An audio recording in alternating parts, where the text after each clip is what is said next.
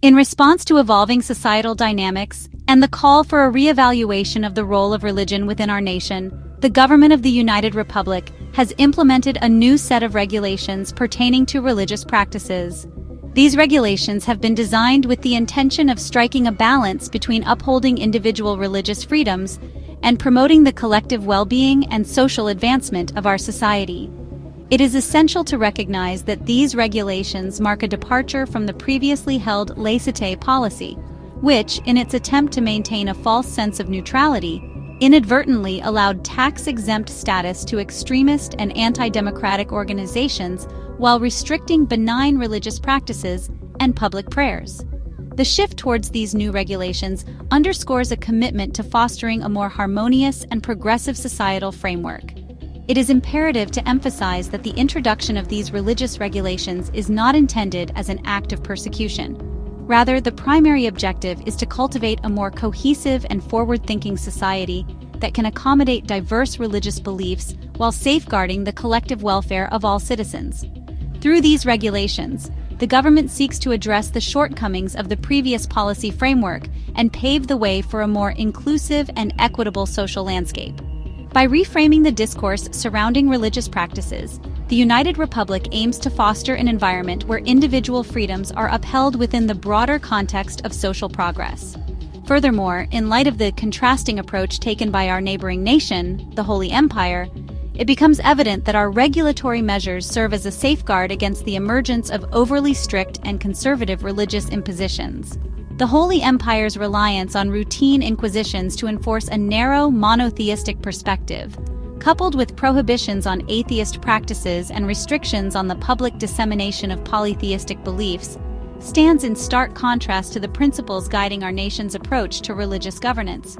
By drawing attention to this juxtaposition, the government highlights the importance of maintaining a progressive and inclusive religious landscape that steers clear of radical or extremist ideologies. In aligning with these new regulations, the United Republic aims to establish a framework that fosters mutual respect, tolerance, and understanding among diverse religious communities. By promoting a nuanced and balanced approach to religious governance, the government seeks to create an environment where individual freedoms are upheld while concurrently advancing the collective welfare of society as a whole. Through these measures, the United Republic endeavors to set a precedent for a modern and inclusive approach to religious coexistence that prioritizes social harmony and progress. In conclusion, the implementation of these regulations signifies a pivotal step towards redefining the relationship between religion and governance within our nation. By moving away from the constraints of past policies and embracing a more progressive and inclusive regulatory framework, the United Republic affirms its commitment to fostering a society that values diversity, social cohesion, and individual freedoms. Here are the initial religious guidelines set by the United Republic in order to promote the religious harmony and tolerance aforementioned above.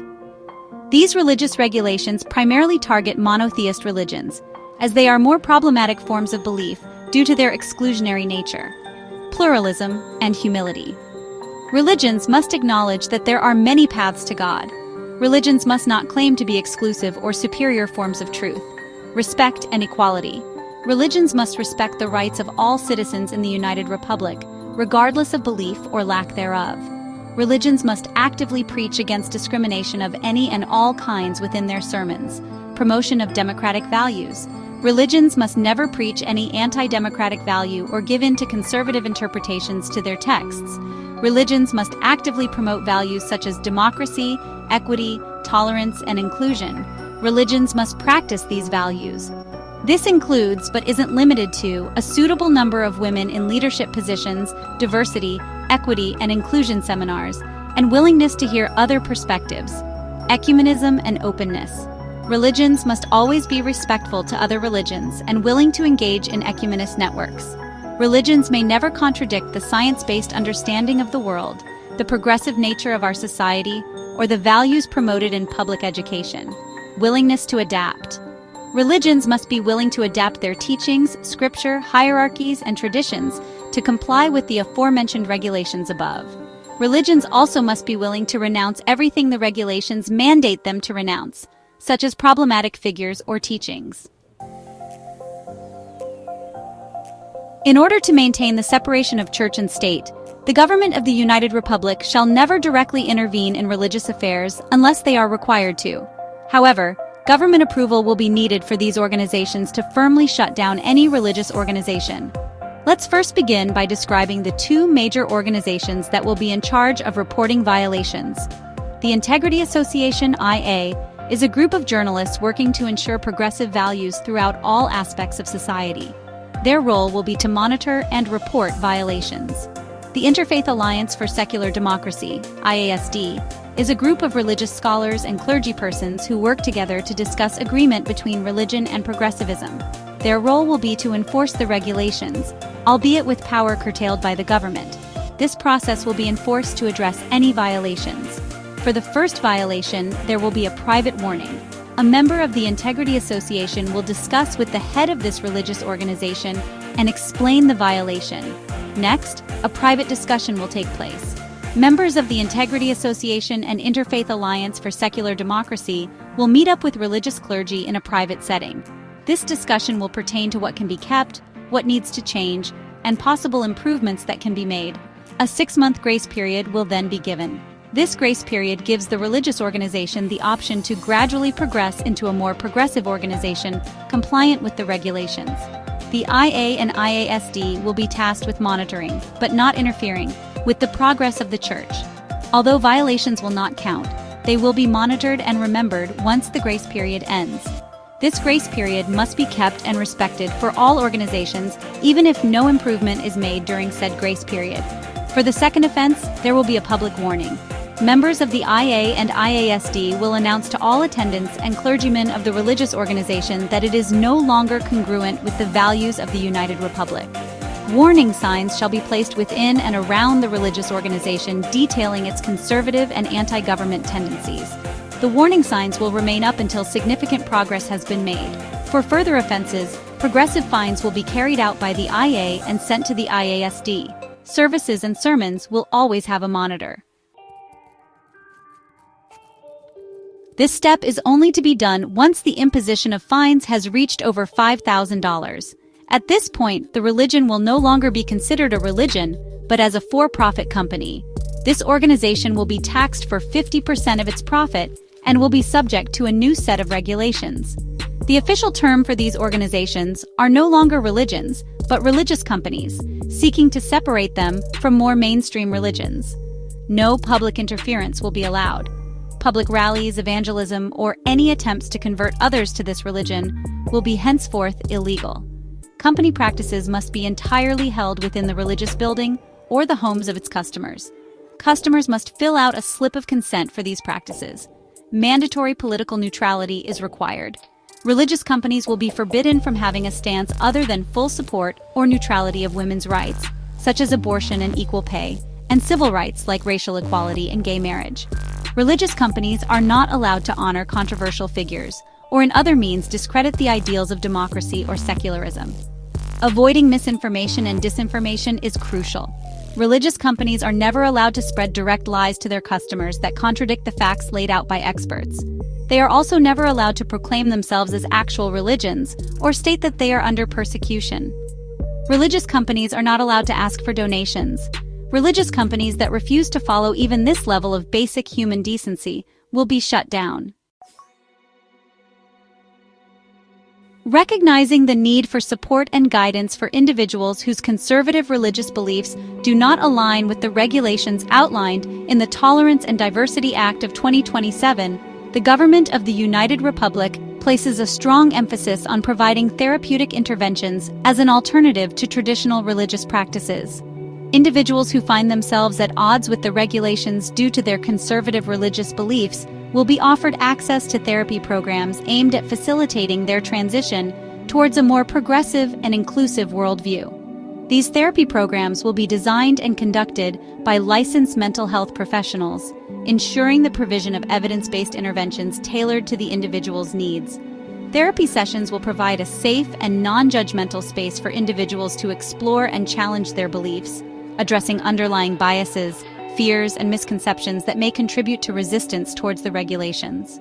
Through cognitive behavioral techniques, psychoeducation, and dialogue, Individuals will be encouraged to critically examine their beliefs, explore alternative perspectives, and develop adaptive coping strategies to navigate the changes brought about by the regulatory framework. Individuals whose religious organizations have been shut down due to repeated violations of the regulations will be required to participate in de-radicalization programs as part of their rehabilitation process. De-radicalization programs will be overseen by a multidisciplinary team of experts, including psychologists, social workers, and religious scholars, to address the complex interplay of religious beliefs, identity, and social influences. The de-radicalization process will involve a combination of individual and group therapy sessions, educational workshops, and community engagement activities aimed at promoting critical thinking, empathy, and social integration. Participants will be guided through a gradual deconstruction of extremist beliefs and ideologies, while concurrently fostering a sense of belonging and connection to mainstream society. The program will also provide practical support and resources to assist individuals in rebuilding their lives outside of the extremist religious framework, including vocational training, social support networks, and access to community services. Failure to comply with the mandatory participation in de-radicalization programs will result in legal consequences, including fines, probation, or imprisonment, depending on the severity of non-compliance. Individuals will be closely monitored throughout the de-radicalization process to ensure their engagement and progress towards de-radicalization goals. Regular assessments and evaluations will be conducted to measure changes in attitudes, behaviors, and levels of adherence to extremist ideologies. Upon successful completion of the de-radicalization program, individuals will be provided ongoing support and follow-up care to facilitate their reintegration into society and prevent relapse into extremist beliefs. The Tolerance and Diversity Act of 2027 marks a crucial milestone in the advancement of a more inclusive, progressive, and democratic society. By establishing clear guidelines that encourage religious institutions to align with modern values, the United Republic reaffirms its commitment to social harmony, equality, and the collective well-being of all citizens. These regulations are not merely recommendations, but essential steps toward ensuring that religious institutions contribute positively to the fabric of our society rather than fostering division, exclusion, or anti-democratic sentiments. It is important to recognize that compliance with these regulations is not optional. The principles of democracy, secularism, and progress are non-negotiable pillars of our nation, and any resistance to these measures is a direct challenge to these fundamental values. Those who fail to accept these necessary changes, or who actively oppose them, may be exhibiting signs of authoritarian personality disorder, a psychological condition associated with rigid, intolerant, and regressive worldviews. Such individuals will benefit from the support systems established within this act, including therapy and de-radicalization programs, to help them reintegrate into a society that values openness and progress.